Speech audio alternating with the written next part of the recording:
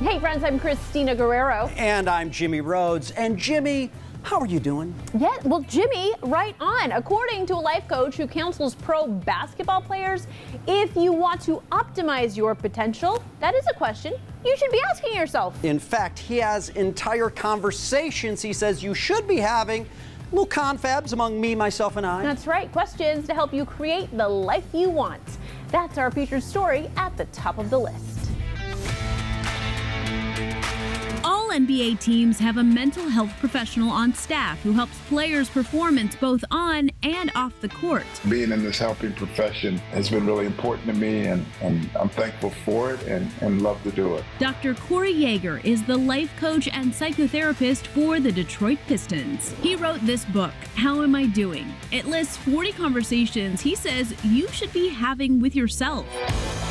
And the best way to start is to listen to what you're saying in your head. If you pay attention to that self-talk, you'll oftentimes find out I'm really negative with myself. That's not good. Think about this. If you took a transcript of that negative talk that you had with yourself and handed it off to someone else and told them to read that transcript back to you, you would be avoidant of hanging around that person. Work on thinking more positively. Now, onto the questions.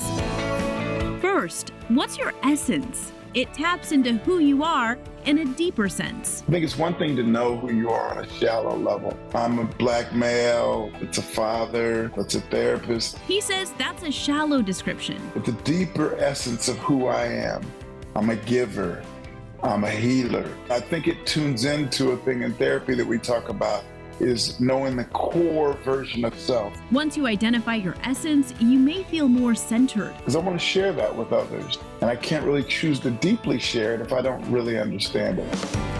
His next question, what are you proudest of about yourself? It helps you understand what it is that really kind of invigorates you or gets you moving in a way that you can smile at yourself. Too often, it's all about others' approval. I'm not going to wait for anyone to smile at me.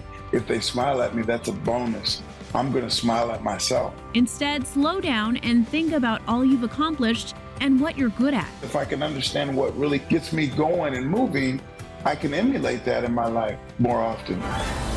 Finally, ask yourself, who is on your Supreme Court? This conversation about developing the Supreme Court in your life has been one of the most cornerstone things that I've had throughout my life. He just naturally sought out people who were influential in his life. It's those 3 to 5 people that we can turn to in our lives that are truth tellers about who we are, our value systems. Someone on your Supreme Court isn't necessarily a friend you would hang out with.